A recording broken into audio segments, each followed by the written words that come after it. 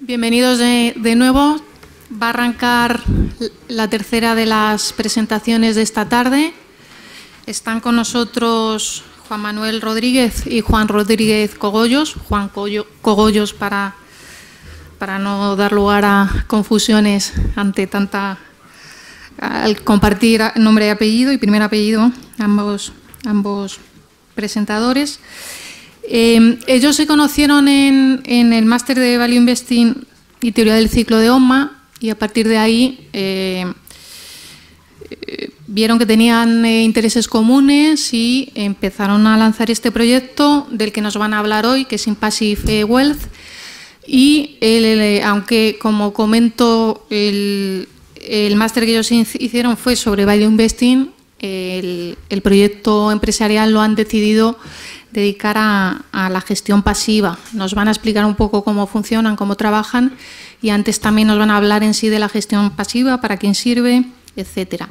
Juan Manuel Rodríguez es arquitecto especializado en estructuras, es inversor particular desde el año 2010 y experto autodidacta en fondos índice y ETF. Juan Rodríguez Cogollos, por su parte, es licenciado en física, ingeniero de software y inversor particular desde 2009. En este caso, Juan Manuel Rodríguez desarrolló el algoritmo de gestión de la liquidez de Impassive Wealth, que es pues lo que subyace de fondo en la forma de gestionar que ellos llevan a cabo. Nada, les voy a dar ya la palabra. Agradezco que nos acompañen hoy en esta jornada. Muchísimas gracias. Presentación. Hola, buenas tardes. Gracias, Raquel, por la presentación. Gracias a todos por estar aquí. Y también gracias al Instituto Juan de Mariana por organizar las jornadas y por tener la gentileza de invitarnos. La sala es excepcional y la audiencia creo que también. Sin más dilación vamos a dar paso a la presentación. Se titula La inversión tranquila y rentable al alcance de todos y esperamos que os guste y que aprendáis algo con ella. Bueno, por matar un poquito el tiempo mientras resolvemos... ya. Es que al final... Vale más un arquitecto que... Sí, ya funciona. Sí, entonces vamos a empezar con unos conceptos básicos de inversión. Pasaremos a ver cosas de la gestión pasiva. Explicaremos nuestro método de inversión, que se basa en la gestión pasiva, pero que llamamos gestión impasible. No es exactamente gestión pasiva, pero se inspira en la gestión pasiva. Hablaremos de la historia de Impassive Wealth, de cómo nos conocimos y creamos Impassive Wealth.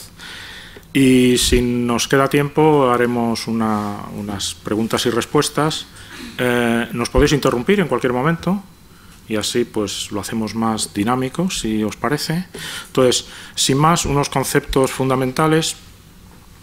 Motivos para invertir. Bueno, pues ya Juan Ramón nos ha pisado esta parte, ¿no? Yo siempre decía que el motivo principal para invertir es la incertidumbre. La vida trae muchas sorpresas, gastos imprevistos, cosas que necesitan recursos económicos. Ahora digo también que... un motivo importante para invertir es la certidumbre.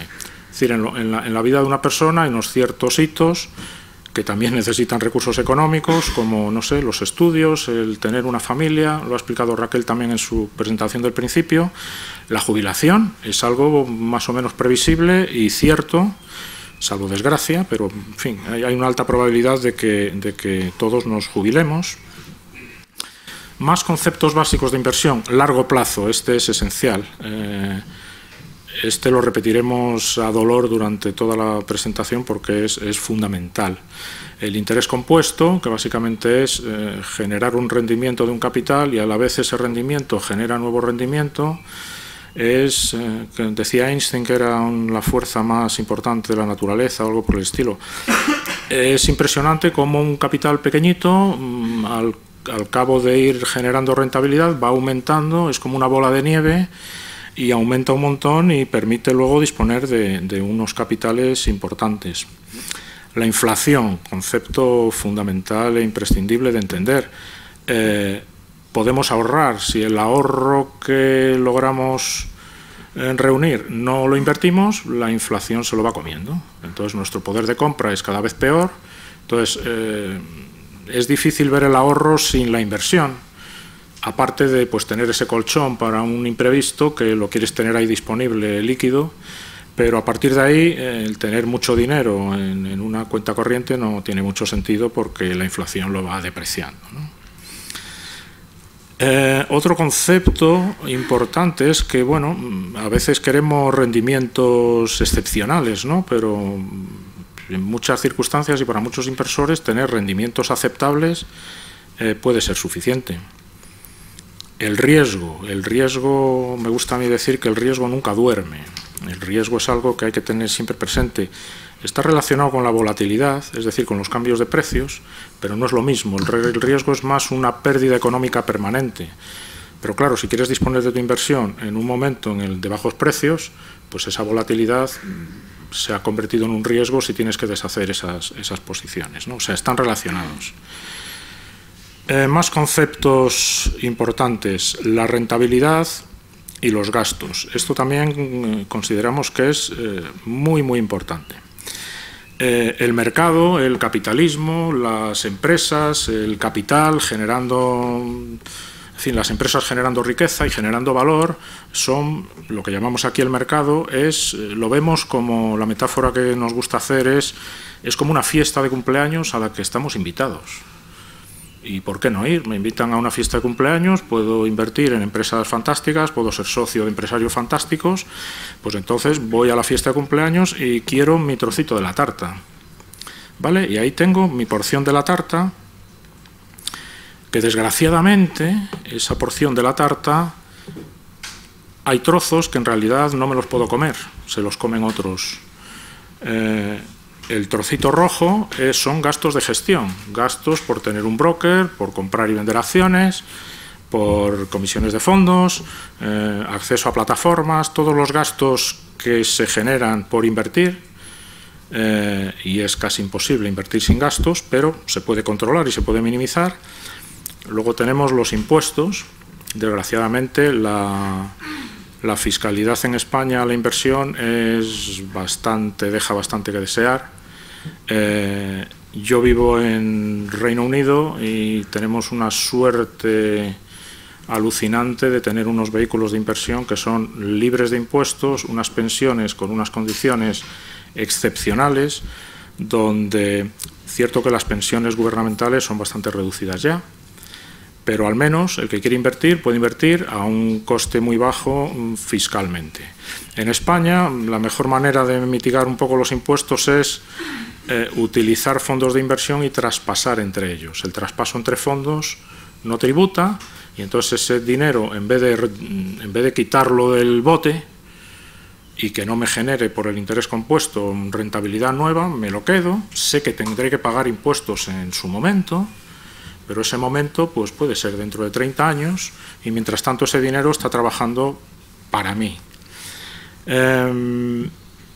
Más cosas. Una frase célebre de John Bogle: la rentabilidad va y viene, pero los gastos permanecen. Es decir, los gastos hay que tenerlos bajo control, la rentabilidad será mejor o peor, habrá crisis económica, los mercados bajarán, subirán, esa parte no la podemos controlar. Pero la parte de gastos y la parte de impuestos, dentro de lo posible, es importante controlarla. ¿Cuánto importan los gastos? Aquí tenemos una gráfica para dar, porque muchas veces los gastos son engañosos. No, es que es solo un 1% más, un 1% parece poca cosa. Bueno, un 1% es una salvajada, para nosotros al menos.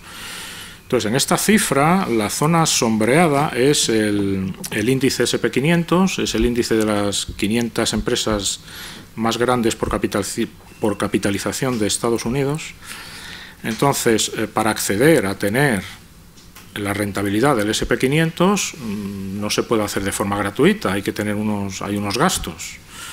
Entonces, si utilizamos un vehículo que tiene una comisión del 0,25%, que los hay, y los hay incluso más baratos, la rentabilidad del SP500 se nos queda en la línea azul, es decir, perdemos un 0,3%. Si al SP500 accedemos a él con una comisión del 2%, pues perdemos un montón de rentabilidad, es decir, la comisión activa lleva un 40% de la rentabilidad frente a un 5% de la pasiva. Es decir, un fondo cuyo universo es el SP500, la media que puede alcanzar es la del SP500.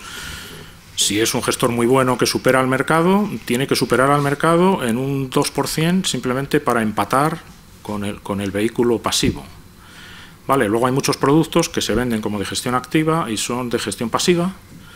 Son, en inglés se llaman index closets, y aquí, pues no sé, fondos que abrazan al índice. O sea, básicamente el gestor se lía a comprar un montón de empresas, eso más o menos es parecido al índice. Gestor con cierta fama que te cobra un 1,8, un 2%, y en realidad pues estás simplemente siguiendo al índice. Luego otra experiencia empírica que se ignora muchas veces, y es que solamente entre un 5 y un 10% de los fondos de gestión activa a largo plazo logran batir a sus índices. Es difícil saber cuáles van a ser. Es cierto también que hay gestores y fondos de gestión activa que sí lo consiguen a largo plazo de forma consistente, o sea, a ver los hilos, pero bueno, quedar el número 10 o 11 con gestión pasiva o arriesgarme a seleccionar el gestor que realmente va a bater al índice, pues bueno, es una decisión ya de cada uno. Formas de invertir, ya hemos hablado un poco de inversión activa y pasiva, pero bueno, para dar unas pinceladas y aclarar en qué se parecen y en qué se diferencian. Un inversor activo quiere superar al mercado. Es decir, si el IBEX 35 ha dado un 8%, pues el inversor activo quiere dar un 10, un 12%. ¿Vale? No es nada fácil superar al mercado. Lo puedo decir también por experiencia propia, de intentar hacer yo a nivel de inversor particular, intentar generar rendimientos grandes y bueno, aciertas una, fallas otra, y al final yo me quedaba más o menos igual. O sea, no es fácil, se puede considerar fácil, pero no lo es. Se suele basar en predicciones. Cuando se analiza, por ejemplo, una empresa, pues se suelen hacer suposiciones sobre las ventas en los años venideros para calcular una rentabilidad o un flujo de caja y calcular y ver si está barata o cara para comprarla. Es decir, hay que predecir cosas, no vale simplemente mirar las cuentas del año pasado, ¿no? Hay varios tipos de estrategias para el inversor activo, macroeconómica, por ejemplo, estudiando el ciclo económico, el nivel de actividad económica, ciclos bursátiles, se puede utilizar el análisis técnico, se puede utilizar el value investing. El value investing a mí me parece que, bueno, yo hice el curso de value investing, me parece que tiene cierto mérito, ciertas probabilidades de obtener una buena... Y bueno, las otras, pues no sé, partamos de la base de que cada persona que arriesga su dinero me merece todo el respeto, ¿no? Pero bueno, contamos aquí un poco cómo vemos nosotros. Entonces, a nivel de inversor individual, la inversión activa requiere conocimientos y requiere tiempo. Coger las cuentas de una empresa grande y empezar a calcular y a ver y a extrapolar, eso hay que saber contabilidad, hay que saber economía, hay que conocer cada sector económico de cada empresa, es decir, requiere un cierto... y luego requiere mucho tiempo. No sé, el proyecto fin de máster que hice yo, que hicimos en OMA, bueno, no sé, a mí me duró por ahí 200, 300 horas para una empresa. Si quieres tener una cartera de 15 o 20, pues ya... O sea, requiere tiempo y requiere conocimiento y no todo el mundo lo tiene, y no todo el mundo lo tiene que tener. Entonces, por eso en esta presentación proponemos inversiones más sencillas y más tranquilas que cualquiera puede entender y cualquiera puede hacer. A nivel colectivo, pues puedes tener fondos de gestión activa que tienen un coste. Y ya hemos visto un poco los costes, qué repercusión tienen en nuestra inversión. Entonces, la inversión pasiva se conforma con la rentabilidad del mercado. Y si el SP500 en dólares desde no sé qué año ha dado un 8%, pues bueno, un 8% no está nada mal, ¿no? Si la inflación es un 2%, bueno, pues no está mal. Oye, ¿por qué no aceptar eso y ya está, ¿no? Tiene un coste pequeño, con lo cual las líneas que veíamos antes pues no se nos van tan abajo, ¿no? Es muy sencilla, comprando vehículos pasivos, fondos índice, pues se puede hacer buy and hold, que es lo compro y lo dejo ahí, correr. Se pueden tener varios fondos y hacer un rebalanceo, es decir, tener una cartera por porcentaje. Esto lo veremos con más detalle en varios modelos que hemos puesto. Y una vez al año ajustar los porcentajes, algo que se puede hacer de forma relativamente sencilla, con poco conocimiento. El averaging es lo de invertir cada mes, y es la mejor manera. Normalmente nuestros ingresos son cada mes. Pues bueno, pues invertir también cada mes. Hay que tener en cuenta la inflación. Muchas veces gente que dice, no, yo ya le pongo 50 euros al niño, ya. ¿Desde cuándo? Desde 2003. Oye, bueno, tienes que ir pensando en poner 70. Pues claro, con la contribución la tienes que ajustar también con la inflación. No vale dejar la cifra ahí parada. ¿Qué más? Necesita relativamente pocos conocimientos, y el que es poco aficionado a esto pues lo puede hacer fácilmente, y el que es más aficionado pues lo puede complicar y hacer un poquito más sofisticado. Pero lo puede hacer cualquier persona, ¿no? Necesita muy poco tiempo, y bueno, el tiempo es algo escaso, ¿no?, para la mayoría de las personas. Entonces, la inversión pasiva, la única predicción que hace es que la economía mundial, ya un poco lo he explicado, se sigue expandiendo, los mercados bursátiles generan valor, ese valor se refleja en las cotizaciones de las empresas. Entonces, apostamos a que la economía mundial va a mejorar. Y es bastante razonable que lo haga. Normalmente, ¿no?, vivimos mejor que hace 20 años, y a su vez hace 20 años vivían mejor que hace otros 20. Es decir, aunque nos quejemos mucho, normalmente nuestro nivel de vida mejora. La inversión pasiva se basa también en una asignación de activos globales, de una forma estratégica, es decir, hay que definir una estrategia. Nos gusta... Asset allocation, que hablaba Raquel al principio, ¿no? Correcto, modelos de asset allocation. En los cuales nos gusta tener todos los activos que sean deseables. Lo de deseable pues siempre es un poco subjetivo, ¿no? Pero cualquier activo que merezca la pena poseer, pues ¿por qué no? En las proporciones que creamos oportunas. Explicaremos más este concepto con ejemplos más... Por ejemplo, aquí hay varios modelos de carteras pasivas. Estos son asset allocations con unos porcentajes, pues ahí tenéis 4. Algunas de ellas bien simples. Sí, en Estados Unidos hay mucha tradición de esto desde hace años, no es como aquí en España. Entonces cada inversor, cada autor, hay modelos de carteras que son de profesores de universidad, y bueno, pues proponen las suyas adecuadas a una serie de condiciones. Entonces, bueno, no es el motivo de entrar ahora en cada una de ellas, simplemente exponeros que hay muchas carteras, algunas muy interesantes, otras peores, en fin, pero cada uno con una estrategia. Lo que sí que es bueno que las podéis ver perfectamente en esta web, en Portfolio Visualizer. Aquí puedes jugar y montar estrategias, compararlas, siempre va a ser el rendimiento pasado, lógicamente, porque en el futuro no lo sabemos, pero bueno, se basan en muchos años y en la evolución de estos activos a lo largo de los años, ¿no? Pero bueno, y lo importante es que el asset allocation, todas estas carteras tienen unas características comunes que son las mismas y unos objetivos comunes. Entonces, que es las características comunes de la inversión pasiva, ¿no? En las características comunes de la inversión pasiva está el largo plazo, lógicamente, y el bajo coste. Mi horizonte de inversión es a largo plazo, es yo quiero hacer crecer mi dinero para luego ir retirar poco a poco y complementarlo de las pensiones públicas o para una entrada de un piso, para algo que no necesite. Y bajo coste porque utilizan vehículos de bajo coste, fondos indexados, ETFs indexados. Diversificación y descorrelación. Todas estas carteras están diversificadas geográficamente, por capitalización, descorrelación, todas tienen parte de liquidez, de bonos del Estado, de bonos de empresas, algunos incluso mineras, en fin, elementos descorrelacionados que hacen que bajan la volatilidad del conjunto de las carteras y hacen al final que el conjunto sea más estable, más seguro, ¿no? Y se basan todas en comprar y mantener y luego en equilibrar, en el rebalanceo, ¿no? Que aquí está mal traducido, es reajustar la cartera, es simplemente tú tienes tu nivel de riesgo y si se va mucho, bien sea por bandas o temporalmente, una vez al año, una vez al trimestre, con hacerlo una vez al año es suficiente, vuelves a ajustar esa cartera a los pesos que habías pensado al principio.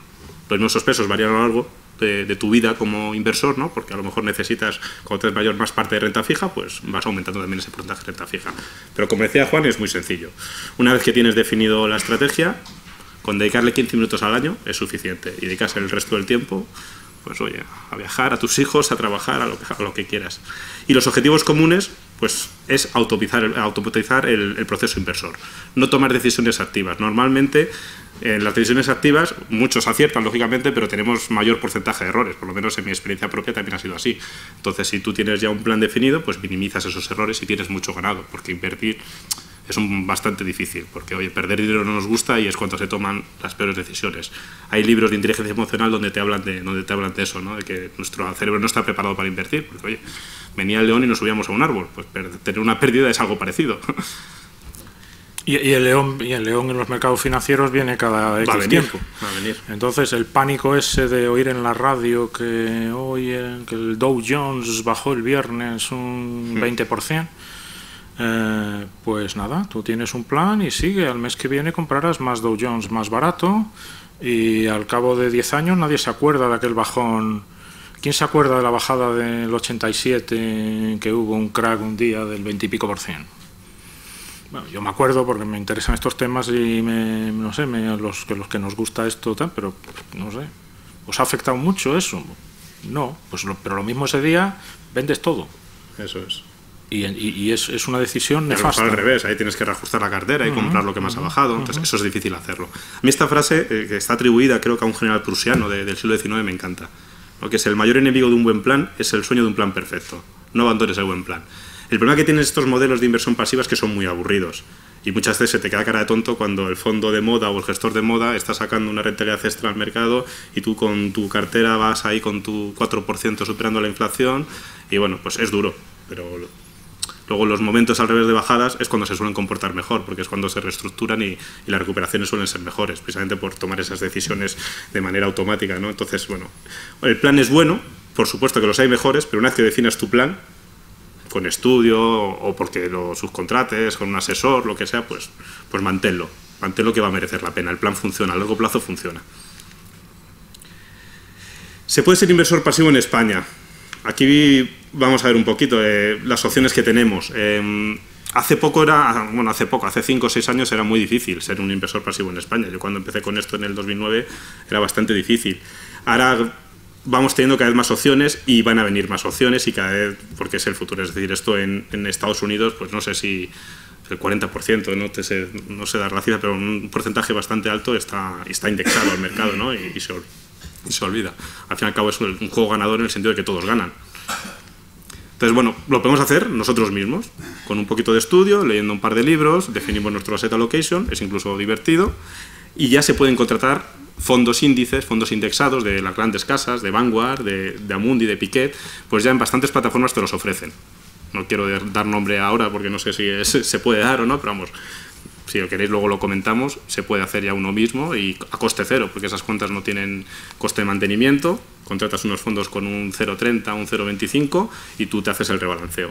ETFs, por supuesto, también lo puedes contratar. El problema que tenemos con los ETFs para un inversor particular es que en los rebalanceos tienes que pagar Hacienda y que las operaciones cuestan un dinero. Entonces los ETFs compensan porque son mejores, son más eficientes, puedes diversificar más tu armario, tener más cajones, pero necesitas un capital importante para que esos costes de pagar impuestos pues Pues no, por ejemplo, para un fondo de inversión con estrategia pasiva, pues lógicamente invertirías en ETFs en vez de invertir en fondos porque la fiscalidad es la misma dentro del fondo de inversión, pero para un inversor particular no.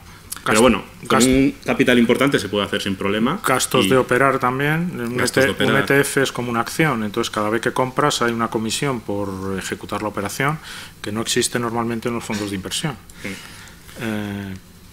Luego han salido al mercado hace 2 o 3 años, pero eso cuando empezamos nosotros todavía no existían, y bueno, son una buena opción. No quieres dedicar 15 minutos al año y un proceso de formación, bueno, pues puedes pagar porque te lo hagan. Pues existe Intesa Capital, Finicens, yo creo que hay algún otro, que pagando una comisión más baja que la comisión activa, lógicamente, son comisiones por debajo del 1% siempre, pues tú te metes en su página web, te hacen una encuesta, te sale más o menos tu armarito, tu modelo de cartera, y tú haces tus aportes periódicos y ellos se encargan de rebalancearlo.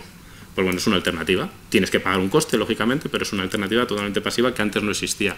Cuanto más salgan y más volumen gestionen, nos bajarán los precios, porque ahora mismo, bajo mi punto de vista, son demasiado caros si los comparamos con los que hay en Estados Unidos, por ejemplo. Pero bueno, es cuestión de que pase tiempo y la competencia hará que bajen los precios. Fondos de inversión. Pues fondos de inversión no había ninguno gestionados pasivamente. Yo no sé si conocéis a Antonio Rico. Antonio Rico es un referente en España porque fue el que introdujo la gestión pasiva en España con un blog que se llama El Inversor Inteligente hace ya casi 10 años, va a cumplir. Yo al principio aprendí muchísimo de sus posts, porque te hacía enlaces a libros, te los analizaba, muy interesante. Pues ha sacado un fondo de inversión de gestión pasiva de autor. ¿Qué significa eso? Pues que una cartera definida por él, os podéis meter en su página y veréis la descripción. Se basa en empresas de gran capitalización que reparten dividendos crecientes, es decir, no tienen ni small cap ni emergentes, es su idea de cómo tiene que ser una inversión. Un 60% invertido en eso, un 40% invertido en renta fija en bonos alemanes, máxima seguridad. Antonio Rico lo que busca sobre todo es la conservación del capital y la máxima seguridad. La idea que tiene es una rentabilidad de superar la inflación en un 4%, una cartera muy ajustada, no hay prácticamente movimientos porque está gestionada pasivamente, aunque sea un fondo de autor, es decir, por capitalización de esas empresas. Bueno, es un tema muy interesante y es ahora mismo, pues yo creo que es el fondo más barato que hay en España, con parte de renta variable. Y prácticamente no hay más.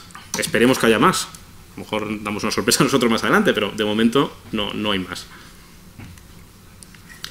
El inversor impasible, esto puedes empezar. Esto es un resumen, luego vamos a hablar. Sí, esto es simplemente una introducción. Espera, perdona. Hemos dicho que ya interrumpí, tenemos una pregunta. Ah, sí, vale.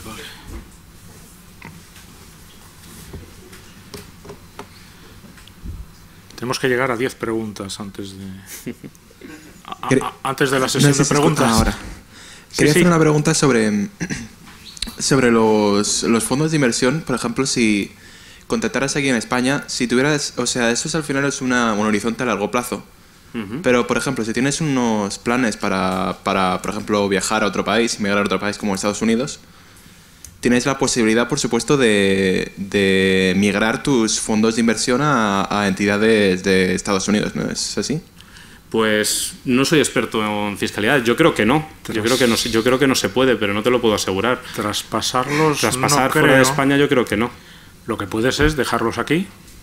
Y que sigan funcionando una aquí. Opción, que sigan funcionando aquí. Pero vamos, no soy ningún experto, ¿eh? Por ahí ha levantado la mano Pablo, yo creo que... No se puede. No se puede. Sí, esa quería hacer una... no se puede. ¿Vale? O sea, lo que tengas aquí es aquí, lo que sí puedes sacar es parte de dinero, meterlo en un broker extranjero, es totalmente legal, se puede hacer, y invertir en un broker extranjero, otra parte de tu capital, pensando en eso. Eso lo puedes hacer perfectamente, lo tienes que declarar a Hacienda, los beneficios, por supuesto, o sea, no se puede. Pero es legal, eso se puede hacer. Pero traspasar un producto español, Pablo, que es experto, nos dice que no. Hombre, una alternativa interesante, por ejemplo, es que dejas tu inversión aquí en euros, tranquilamente, y sigues ahorrando en Estados Unidos y tienes ahorro en 2 monedas, pues es interesante, sobre todo si no es inteligente hacer eso. Eso es hasta sobre todo si no tienes muy claro en el futuro dónde vas a vivir. Sí, porque claro, no sé, el mundo cada vez es más pequeño y la gente vive en sitios de lo más, no sé, una hija mía vive en Perú. ¿Quién me iba a decir a mí? ¿No? Es decir, no sé, los niños ahora toman su primer avión a los 3 meses cuando yo lo tomé a los 16 años. Es decir, no sabes. Entonces, tener una inversión en euros aquí, que la dejas andar, puede ser interesante por si vuelves a vivir en la zona euro, y tener una inversión nueva en libras, en dólares o en la moneda en la que tú tengas tus ingresos. Quizá esa sea la fórmula más... No pagas aquí el impuesto porque no vendes y ya está. No sé, quizá... Seguimos un poquito con la presentación, luego podemos volver a... Tú me los vigilas, que alguien más levantará la mano. Bien, la inversión impasible es algo que proponemos nosotros, que está basada en la inversión pasiva. Entonces, yo voy a hacer un resumen muy breve. Juanma es más el técnico, es el que realmente ha inventado gran parte del método y del algoritmo que implementa el método. Entonces, largo plazo, pues ya dije al principio que lo íbamos a repetir a dolor. Solemos considerar largo plazo un horizonte que supere los 10 años. Es una cosa un poco arbitraria que tenemos nosotros. La inversión impasible se puede hacer con cualquier activo cotizado, cualquier activo que genere unos precios, ¿no?, diarios. Es decir, no está restringido a fondos pasivos. El usar fondos pasivos con el algoritmo es una de las variantes. De hecho, lo hemos usado con otros activos. Se puede usar con ETFs, por supuesto. Es un método que gestiona la liquidez y, por tanto, controla el riesgo.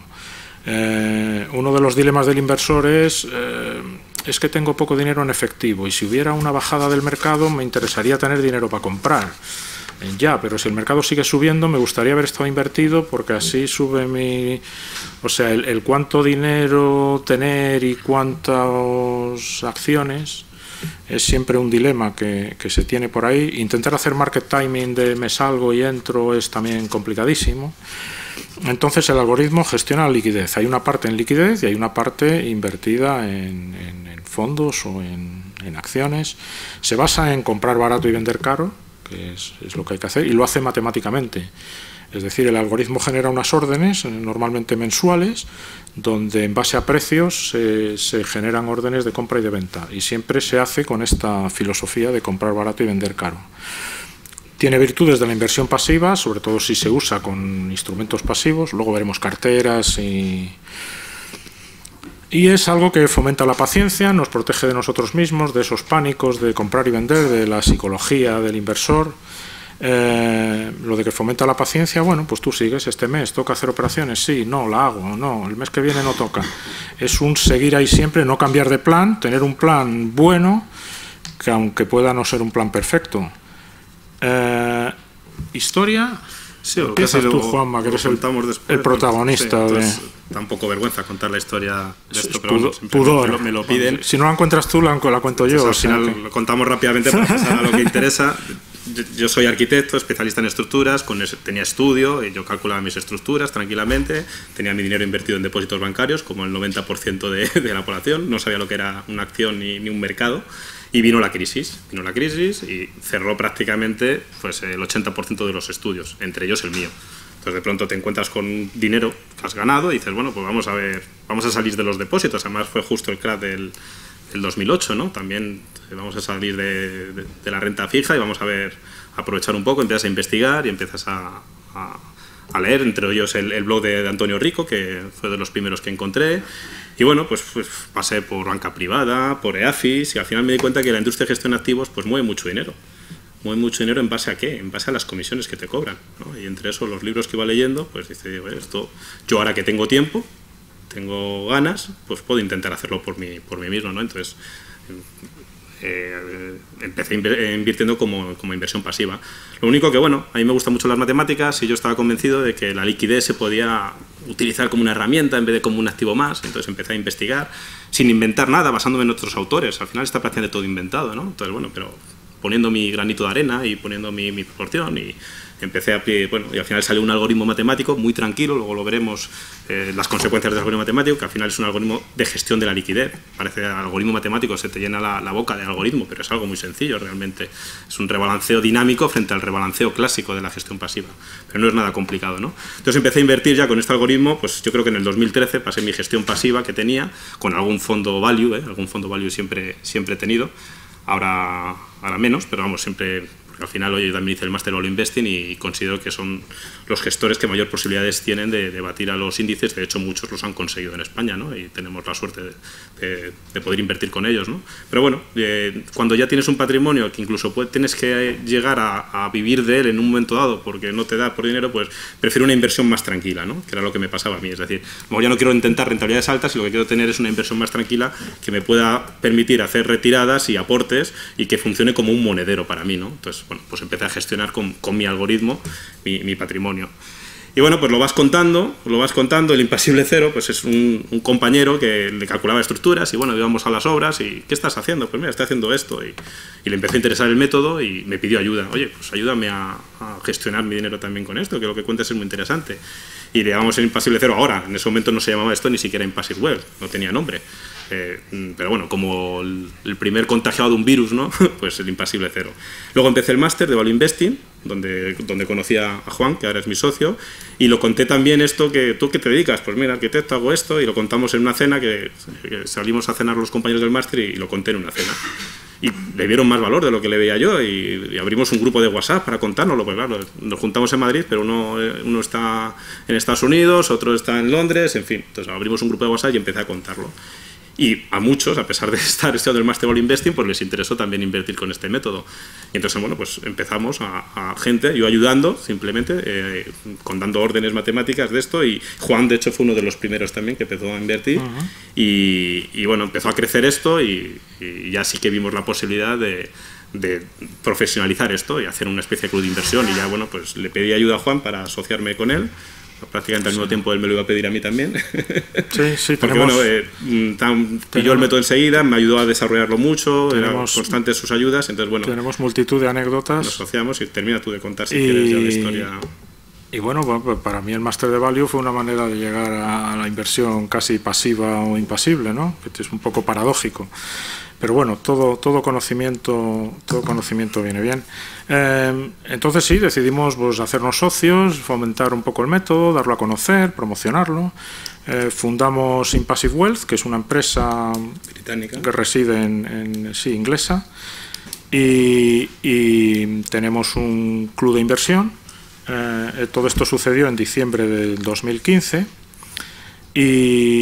y bueno, la evolución lógica del proyecto pues es tener nuestro propio fondo de inversión por eficiencia, por comodidad. Sí, al final nosotros somos la cabeza visible de un club de inversión, es decir, hablamos en representación de todos y vemos que, oye, si juntamos el dinero de todos y hacemos un fondo de inversión, es más eficiente para todos, porque como somos alérgicos a los gastos, pues vamos a tener menos gastos operativos, vamos a poder invertir en ETF sin el peaje fiscal, en fin, entonces lo propusimos al club, les gustó la idea, sin ellos no podríamos hacer esto, lógicamente, todos los miembros del club son los que aportan parte de capital para poder sacar el fondo adelante y bueno, y es un proyecto que tenemos, a ver si lo conseguimos y si no, pues seguimos como hasta ahora, que somos impasibles, estamos muy tranquilos, cada mes hacemos algo que hay que hacer, muchos meses, sí. Casi que no hay que hacer nada y bueno, ahora os lo contamos un poquito más detalladamente, ¿no? En qué nos diferenciamos los impasibles, ¿no? Pues en el uso de la liquidez.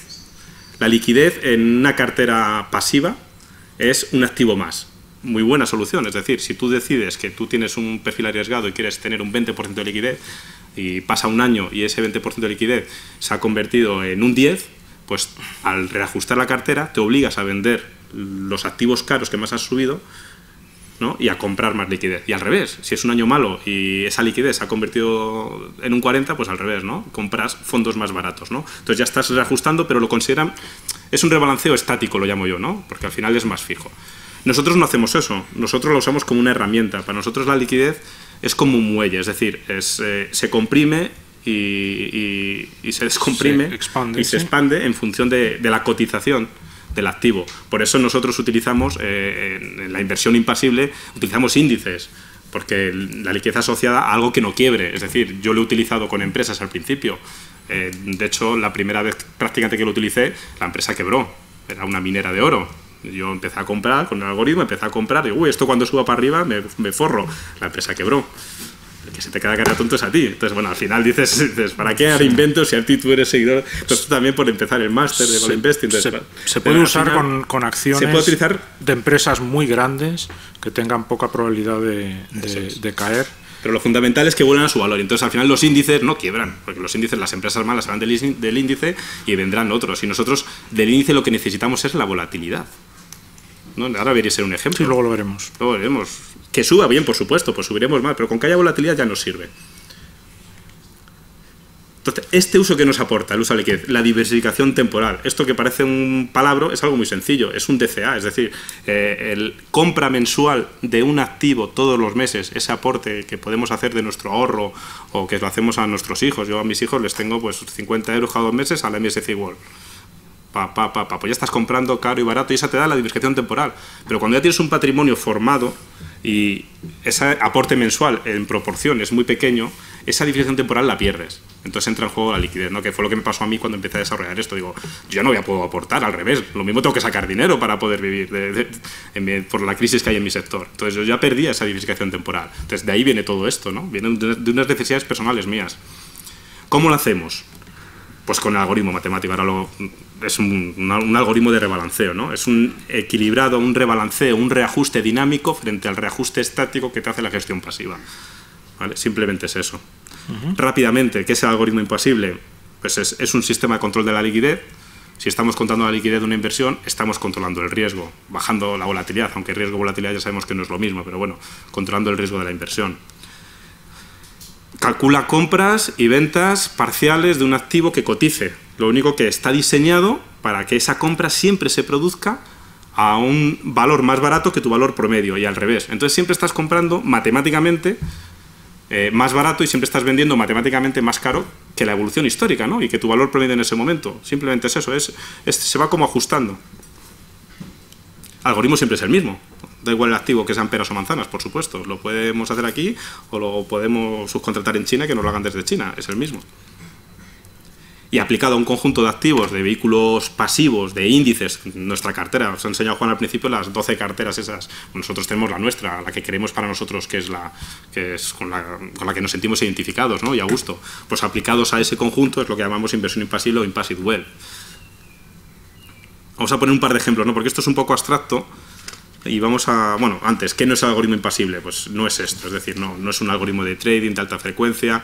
De hecho, miramos la cotización una vez al mes, prácticamente. Y a veces ni eso, porque miramos a mitad de mes y vemos que no hay movimientos y, bueno, pues oye, yo tengo 2 niños de 3 años, pues dedico más tiempo a ellos que a esto. Y además te proteges de ti mismo. Yo antes era de mirar las cotizaciones todos los días, pero te vas impasibilizando al hacer esto y al tener un grupo detrás que lo hace contigo, pues tienes que dar ejemplo y te impresionas mal. Y a veces me llama Juan, oye, que está bajando digo, de verdad, Juan, pues ni lo he mirado.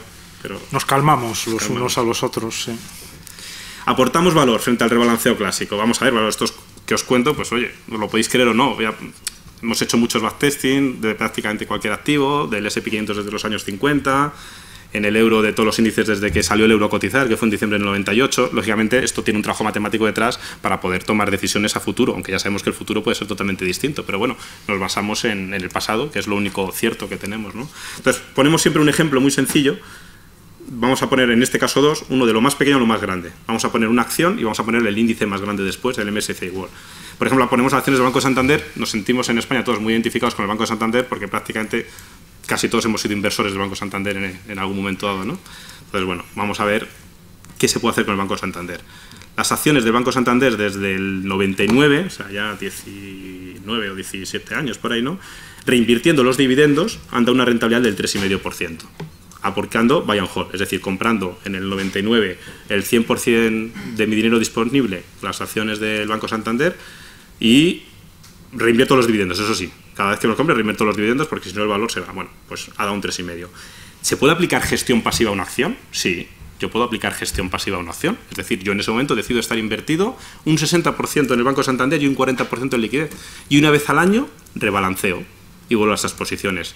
¿Aporta algo? Pues aporta lo que dicen lo que dicen los estudios. Hay estudios por ahí donde te dicen que el rebalanceo en una cartera pasiva aporta entre un 0,4 y un 0,6% al año anualizado, más o menos, ¿no? Y te baja la volatilidad. Pues si veis la línea verde, creo que se ve bien, ¿no? Pues aporta justo eso, casualidad, pues mira, un 0,4% más. Simplemente se trata de volver a los mismos pesos una vez al año, algo tan tranquilo como eso. Sí. Esos porcentajes son anualizados.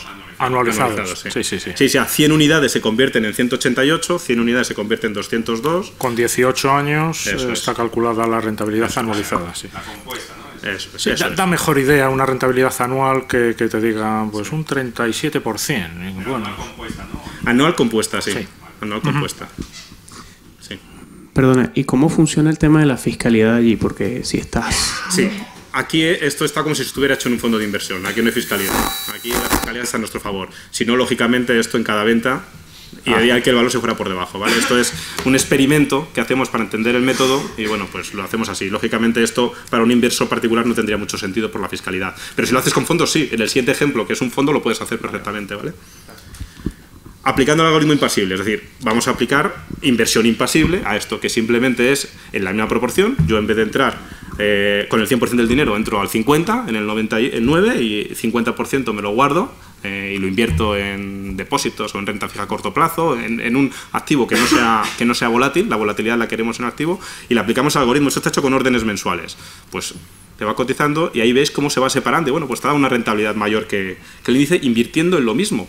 Y es simplemente por el uso de la volatilidad. Claro, esto está hecho un poco a mala leche porque la acción ha sido muy volátil y yo ya sabía que iba a dar un buen resultado.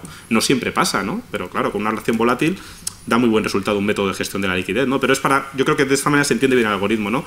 Aquí, si viéramos la liquidez, pues la liquidez se gasta, pero no tienes que aportar dinero de fuera. Y si lo aportaras dinero de fuera, lo harías en la proporción matemática de ese momento. Si tú quieres entrar en el Santander luego un aporte en el 2008, pues tú te vas al 2008 y dices, ahora estoy invertido un 80% en el Santander y un 20% de liquidez. Y tendrías que hacer ese aporte para que el algoritmo siguiera funcionando, ¿no? Pero cuando yo digo que el sistema cerrado sin aporte, significa eso, que no lo necesita, porque realmente la liquidez trabaja comprimiéndose y utilizando la volatilidad a nuestro favor, ¿no? Y órdenes mensuales. No, o sea, lo que diga el algoritmo lo haces, te proteges de ti mismo y evitas sesgos psicológicos, que es bastante importante. Vamos ahora, bueno, beneficios en mercados laterales usando la volatilidad, queda claro, ¿no? Y ahora vamos a lo más gordo. Vamos a coger un fondo de inversión que invierta en el MSCI World. Un fondo Vanguard, un fondo Amundi. Ahí ya sí la fiscalidad está a tu favor, porque luego utilizas otro fondo Vanguard de bonos a corto plazo y vas haciendo traspasos entre ellos, ¿no? Bueno, pues la misma línea roja, comprando y mantener, desde el 89, que son 30 años, pues un 6,8 de rentabilidad. Claro, te has pegado dos leches del 50% que hay que soportarlas. O sea, por eso al final la gestión pasiva no es esto. La gestión pasiva es un diseño eficiente de muchos índices para intentar bajar para que estas caídas sean menores, ¿no? Porque al final juntas distintos activos, ¿no? Pero en el ejemplo ponemos solo este índice, ¿no? Para entenderlo. Una gestión pasiva de este índice, muy repetitivo, bueno, pues funciona muy bien. En este caso da menos rentabilidad, lógicamente, porque, oye, los índices suelen dar rentabilidades más o menos altas en el largo plazo, entonces es difícil superarlo en el largo plazo, pero bueno, lo que hago es manejo el riesgo ya también, ¿no? O sea, estoy bajando la volatilidad, tengo una rentabilidad aceptable y veis la línea verde que es mucho más suave. Bueno, pues esto es la inversión pasiva aplicada a muchos índices, lo puedes hacer una vez al año y te despreocupas, ¿no? Y ya estás haciéndolo bastante bien. Un pasito más, si le aplicamos el algoritmo de rebalanceo dinámico, el algoritmo impasible, bueno, pues vemos que se consigue un poquito más de rentabilidad, se baja, un poquito menos, perdón, la rentabilidad es lo de menos, o sea, lo que bajamos es el riesgo de la inversión. Interrúmpeme si ves que me digo. Sí, se pierde una décima en rentabilidad, pero bueno, eso es lo de menos. Pero en volatilidad sí, esas flechas indican lo que tardó en recuperar el índice en la flecha roja punteada, lo que tardó en recuperar el índice tras las caídas de 2008, que es un periodo largo de tiempo, lo que tardó en recuperar la inversión con el algoritmo es mucho más corto. Sí. Y la caída es menor. Caes con el mercado porque tú no te proteges, no haces stop loss. Si cae el mercado, tú actúas y estás comprando y luego en la recuperación de pronto matemáticamente tienes mucho más porcentaje, luego la recuperación es mayor, ¿no? Entonces, la caída del 50% aquí creo que fue de un 30%, una caída bestial, por eso nunca vamos a invertir en un solo índice. y vamos a buscar descorrelación para bajar esas caídas, pero la recuperación, el índice tardó casi 6 años en recuperarse. Sí. En 2 años ya tenías la recuperación con el algoritmo impasible y con el rebalanceo anual parecido, ¿eh? El rebalanceo anual ya está muy bien, ya es un método muy eficiente. Sí. No sé dónde está el micrófono. Bueno, este algoritmo... A ver, espérate que te dan el micrófono para que quede...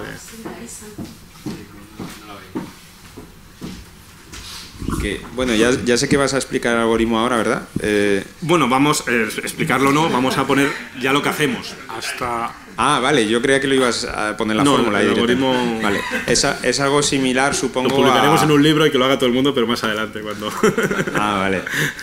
A largo plazo. A largo plazo. Esto es algo similar a los típicos algoritmos de invertir más cuando el mercado baja y menos sí, cuando... Yo he dicho como por ejemplo el de Robert Lichelo, este que tiene... Este no lo conozco, pero está basado en autores y es una evolución y unas pruebas hechas por mí.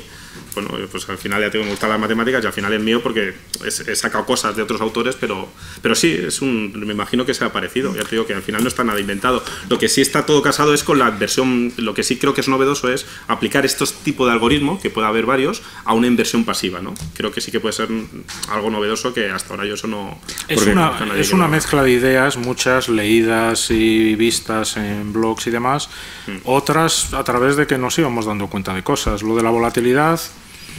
Me di cuenta yo cuando no tenía casi ni idea del método. Digo, bueno, esto entonces, si los precios oscilan mucho, pues puede funcionar muy bien. Y fue cuando se nos ocurrió testear, pues no sé, el mercado japonés, que son 30 años de mercado lateral, pero con muchos picos. La acción del Santander, que es algo similar, una rentabilidad muy baja, pero con muchos picos. El algoritmo... No es complicado, pero es difícil de llegar a él, porque ha tomado mucho tiempo y tiene pequeños al final cambios. Tienes que intentar que se opere muy poquito, ¿no? La clave de esto es operar muy poquito. Entonces, al final, en esto, que por ejemplo en el MSCI World se opera una de cada 4 meses, pero no significa que se opere una de cada 4 meses, se opera el 25% de los meses, pero hoy no te tiras 2 años sin ninguna orden, porque no hay la volatilidad suficiente para que se produzca. Y de pronto te tiras 6 meses comprando, o 4 meses vendiendo seguidos, ¿no? Porque es un algoritmo que sigue un poco las tendencias. Es decir, si más o menos no hace nada, el algoritmo no hace nada tampoco. ¿Vale? Entonces, la clave es eso, operar lo mínimo posible. Sí, les recomiendo que lean a Robert Lichelo, ¿vale? Tiene un libro que habla sobre todo esto. Y él tiene su propio algoritmo y bueno, se basa mucho en lo que están diciendo ustedes. De todos modos, lo que me han dicho antes me iba a otra pregunta. ¿Cómo podemos participar de esto en este momento? Si no nos vas a contar el algoritmo... Lo hablamos de eso después, ¿vale? Tenemos un club de inversión, lo hablamos después. Vamos a terminar la charla. ¿Y está abierto el club de inversión para entrar y todo eso? Sí. Vale. Hablamos de después, ¿vale? Vale, gracias. Yo creo que no es el motivo de la charla, luego venimos a contar un poco nuestra película, pero bueno, que se puede hacer inversiones distintas y tranquilas. Ya te digo, esto es una cosa que surgió para mí y lo demás ha sido una consecuencia. Vamos a ver un poco de teoría, simplemente de nuestra asignación, de nuestra asset allocation, de nuestra asignación a activos, ¿no? Es un poco repetitivo, pero bueno, visteis esas carteras, pues ¿cómo hacemos la nuestra? Nosotros es muy sencillo, compramos todo lo que es deseable para nosotros. Pues no tenemos un ETF de la Bolsa de Nicaragua, no sé si lo hay, pero no nos interesa. O sea, todo lo que creamos que aporta algo de valor. No lo compramos con todo el dinero, luego lo veremos. ¿Qué hacemos al buscar comprar todo el mercado? Pues diversificación geográfica, por zonas, diversificación por tamaño, lógicamente, small cap, mid cap, y descorrelación, que es muy importante para nosotros tener activos descorrelacionados. Ya en cualquier inversión yo creo que es importante, en cualquier inversión tranquila, ¿no? Tú puedes tener una inversión más arriesgada y concentrar valores, pero eso es otra liga. Nosotros buscamos una inversión tranquila, pues los elementos que descorrelacionados en este tipo de inversiones aportan valor por eso, porque cuando suben otros bajan y te bajan la volatilidad de la cartera, ¿no? Y lo que hacemos es no comprar todo el mercado con todo el dinero, sino una parte la dejamos en liquidez que ya veremos que también se puede invertir con otros métodos automáticos. No sé si es motivo de esta charla, pero bueno, también hemos solucionado eso. Y con la liquidez aportamos la diversificación temporal. Y lo que pasa es que el algoritmo actúa entre eso. Son vasos comunicantes, ¿vale? Pero de manera muy tranquila, ¿eh? No os penséis que esto está operando todas las semanas, ni mucho menos, ¿vale? Y siempre, largo plazo, bajo coste, y siempre estamos invertidos. Lo único que varía es el porcentaje. Y ese porcentaje no lo decidimos nosotros, lo deciden por nosotros las matemáticas. Y al final vemos que en épocas donde la bolsa está barata estadísticamente, pues nosotros estamos muy invertidos en el mercado. Y ahora, por ejemplo, que está cara, estamos invertidos al 50%, que es nuestro mínimo. Nosotros, como mínimo, estamos el 50% invertido en el mercado. Así está diseñado el algoritmo. No sé cómo la Lichel, nosotros tenemos un mínimo, porque si no empiezas a vender y te quedas con un 10% solo de activo y el resto es liquidez. Entonces tienes que implementar ahí algunos reinicios, ¿no? Como mínimo es un 50, como máximo es el 100. ¿Vale? Entonces, bueno, siempre estamos invertidos en el mercado. Esto es un poco la teoría. Vemos un poco ahora nuestra asignación de activos cuando empezaron los backtesting en el 98 y ya, según nos hemos ido subiendo, pues nos hemos subido a esta cartera. La gestión activa, una de las premisas que tiene es huir de los gastos. Un gasto muy importante que hay es el gasto de cubrir divisa.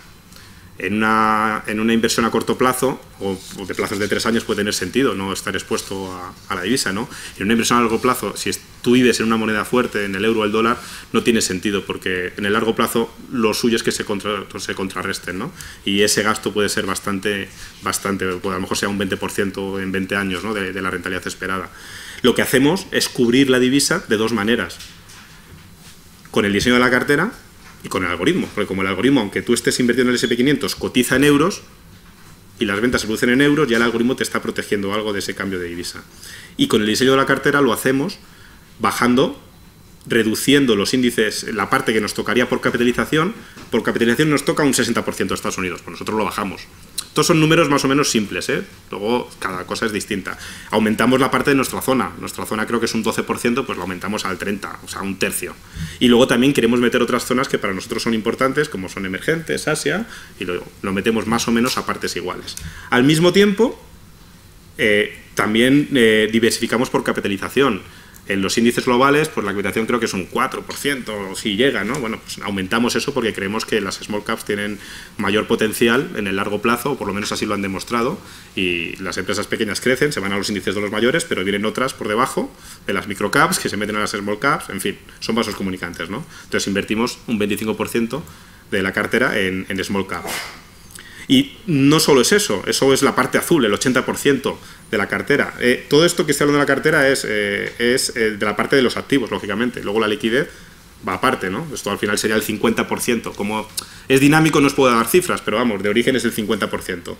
Y aparte metemos activos descorrelacionados como rates, como oro, como mineras, dependiendo de la cantidad de la cartera puedes meter más o menos. Con una cartera muy grande pues puedes meter hasta agricultura, puedes meter ETFs de agua, en fin, activos que pueden tener cierta descorrelación en la proporción adecuada y equilibrada que queremos nosotros, ¿no? Esto que es un poco abstracto... Vale, voy a ir rápido. Gracias. Esto que es un poco abstracto lo podemos hacer con fondos y con ETFs, es decir, la cartera que habéis visto antes es esto, es decir, funcionando, con dinero real de distintos inversores, con estos porcentajes, lo puedes hacer con fondos con un coste del 0,35 o con ETFs con un coste del 0,25 en total. En ETFs el armario es más grande, mayor diversificación, podemos meter ETFs de small cap de mercados emergentes, en fin, te permite más movimiento, pero el armario es el mismo, lo único que tiene más cajones. Y como el algoritmo se aplica a cada activo y al algoritmo le gusta la volatilidad, cuanto más divides el armario en cajones, más rentabilidad extra. De hecho, estas dos carteras que son iguales, con dinero real, funcionando desde hace 2 años, la de ETFs le saca un 2% de rentabilidad a la otra, simplemente siendo el mismo armario, por eficiencia, porque, oye, tienes más diversificación y más ETFs, ¿no? Es decir, el trozo dorado de abajo con un fondo, solo puede haber orden en ese fondo. En la parte de ETFs puede haber órdenes parciales en cada uno de los otros 4. Está más troceado y aprovechas más. Cada vez que hay órdenes de compra o venta, se está generando de alguna manera rentabilidad. Esa es un poco la explicación de Vamos a ir un poco rápido. Pues esta diapositiva es importante porque explica un poco el funcionamiento de la cartera. Estos son fotos fijas de la cartera en un momento dado, ¿no? Digo, la tenemos hecha en backtesting desde el 99 y en real desde el 2013 que empecé yo, y luego se van sumando la gente. Entonces, si vemos fotos, es decir, en el octubre del 2007 la bolsa estaba cara, ¿qué nos obligó a nosotros al algoritmo? Pues estábamos en máximos históricos, teníamos un 52% de liquidez. Eso significa que muchos estaban ya reiniciándose, porque vendíamos y no hacíamos más que vender y, oye, pues nos hemos pasado el 50%. Tal. Viene la bajada, pues la liquidez se empieza a gastar. Sigue la bajada, la liquidez se sigue gastando, llega a un 7% en el 2009. Esto está parando en abril del 2016, pues ya se había regenerado que toda la liquidez. Ahora todavía tenemos más liquidez, ahora estamos parecidos al 2007. Bueno, con la última bajada hemos bajado un poco, pero bueno. Es decir, que al final una forma matemática de seguimiento de precios ya te está dando un dato si de la bolsa está cara o está barata, un dato matemático, ¿no? No significa que si está cara no pueda seguir estando más cara, por supuesto, pero te dice que ya está cara estadísticamente hablando, ¿no? Y luego existe un problema, es decir, la liquidez la tenemos asociada a cada activo, la liquidez se puede agotar. ¿Qué pasa si se agota? Pues utilizamos la liquidez de manera solidaria. Por eso utilizamos ETFs descorrelacionados. Ha habido veces, ¿verdad? Oye, que toca vender emergentes y comprar oro. Pues con la venta de emergentes estamos comprando el oro. Ni siquiera tenemos que tocar la liquidez. A veces hemos hecho traspasos incluso en eso, ¿no? De emergentes a oro, porque la liquidez es solidaria y con eso minimizas la posibilidad de que la liquidez se agote, aunque por supuesto puede pasar. ¿Qué pasa si la liquidez se agota? Pues te esperas a que suba y ya se empezará a regenerar, o si tienes narices metes más dinero. Aportas dinero si lo tienes. En fin, pero vamos, esta es un poco la idea. Aquí se ve, por ejemplo, esta es una cartera, es que tenemos gente del club en dólares, en libras y en euros, ¿no? Entonces esta, por ejemplo, es de la cartera en dólares, que está hecha desde el 86. Bueno, pues los distintos activos, veis la volatilidad que tienen, y la mancha azul que veis es el algoritmo aplicado a cada uno de ellos y la suma de todos. O sea, fijaros como activos muy volátiles, con mucha volatilidad distinta, manejados matemáticamente de esta manera, con una gestión pasiva sería parecido, con menos rentabilidad. Nosotros al final, si lo queremos sacar un negocio es porque aportamos algo de rentabilidad extra a una gestión pasiva, si no sería absurdo, ¿no? Entonces, bueno, vemos que es pues mucho menos volátil, da una rentabilidad aceptable y sobre todo de manera automática, sin pensar. Es decir, lo que os decía de la frase del general prusiano del siglo XIX, no sé si es el plan perfecto, pero es un buen plan. Si te subes, sigue con él, no abandones un plan, ¿no? que funciona, que puedes, por supuesto, que puede haber planes mejores. Y esto, por ejemplo, es una foto de ahora, de nuestras carteras, comparándonos con lo que queremos comparar. Nosotros tenemos carteras en función también del grado de inversión y de si la liquidez se invierte de una manera específica o no, ¿no? Entonces, bueno, digamos que la que os he contado es la línea azul clarita. La línea azul clarita sería como un fondo mixto, agresivo, ¿no? Porque tiende a tener parte en renta fija y parte en renta variable. Si nos comparamos con la media de fondos mixtos agresivos que hay en Morgan Stanley, que hay muchos, pues ha dado de media un 3,9% desde el 98, bueno, pues los batimos con diferencia por encima de la media. Y si damos un paso más y metemos algoritmo con activos con mayor riesgo, pues tienes también mayor rentabilidad, mayor volatilidad, lógicamente, y entonces nos compararíamos con fondos de renta variable globales, ¿no? Porque nuestro universo es global y estamos más tiempo invertidos en la renta variable, y es la línea morada. Pues también ahí damos casi un 9% de rentabilidad frente al índice que ha dado... Esto es quitando gastos, ¿eh? Nosotros siempre quitamos gastos y quitando... La línea morada también invierte la liquidez a través de otro método. Pero bueno, es otra película que duraría otra hora. Métodos complementarios. No hay tiempo material para explicarlo. Es decir, el algoritmo se puede aplicar a cualquier activo y puedes mezclar incluso métodos de inversión automática, ¿no? Pues que los hay muchos y muy interesantes. Entonces, bueno, lo que sí está claro es que una parte de la cartera es buy and hold con rebalanceos dinámicos, y la otra parte de la cartera, pues puedes... Por eso decimos que no hacemos gestión pasiva al uso. Hacemos una gestión matemática y tomamos decisiones activas sobre dónde invertir la liquidez, ¿no? Entonces, bueno, eso esté claro. Y luego ponemos la línea roja, que siempre es importante, que es la inflación.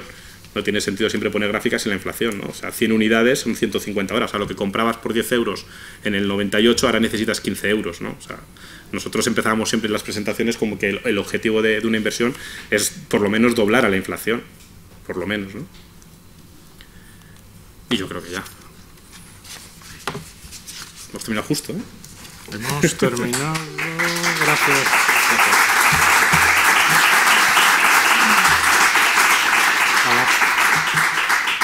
A lo mejor nos dejan un par de preguntas si lo pedimos con educación. ¿Sí? Bien. ¿Va a ser un sí o un no? Las respuestas es...